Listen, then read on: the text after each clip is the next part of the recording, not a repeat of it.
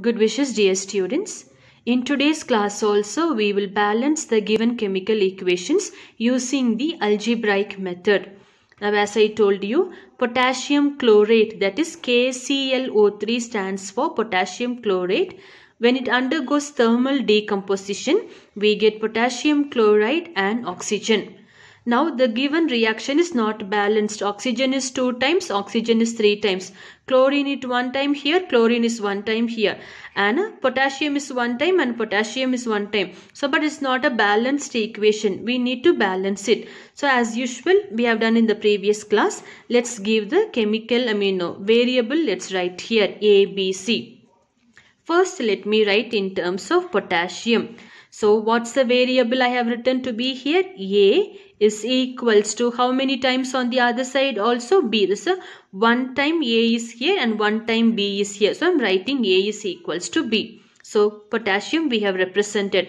The next chemical entity we have is chlorine here. So how many times chlorine we've got? A is common for a potassium, A is common for a chlorine, A is also common for oxygen. So we write here A is equals to how many times chlorine we've got here? Only 1 time. So A is equals to B. So chlorine also we represented. Let's take with oxygen here. So how many times oxygen we've got here? 3 times oxygen. Multiply the given number with the stoichiometry variable that we have imagined to be.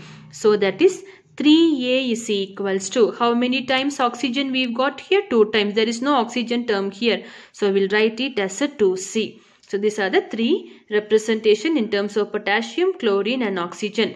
Now let's go to substitute. Let A is equals to 1. If A is equals to 1, what will be the value of B? B is also equals to 1. How many variables we have taken? A, B and C. We have found let A is equals to 1. Value of A we have got. Value of B we have got. We have to calculate the value of C. Let's consider this equations here. In this, when I substitute value of A to be 1, so 3 into 1 is equals to 2C. Therefore, C is equals to 2 comes to the denominator. We get the value C is equals to 3 by 2. A is equals to 1, B is equals to 1, C is equals to 3 by 2. When you have a fraction, there is a little different way of working out the question, but it's easy. Once again, I'm rewriting the question.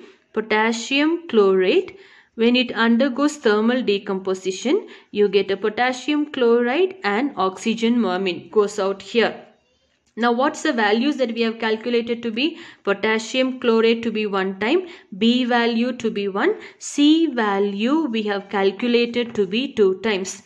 When you have the denominator, please pay attention, when you have the denominator, multiply the whole reactant and a products term in the reaction by the denominator that is given here. Now 2 is the denominator. When you multiply, what it will become? 1 into 2 you have to multiply. Here you've got a 1, multiply it with the 2. Already you have a 3 by 2. Here again multiply it with the 2.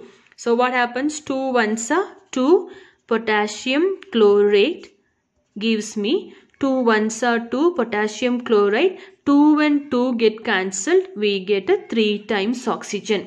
Now let's check in for the number of balancing potassium, chlorine and oxygen. Potassium, chlorine and oxygen here. How many times potassium? 2 times. How many times potassium here? 2 times is a balanced one. Chlorine is 2 times, chlorine is a 2 time, balanced one.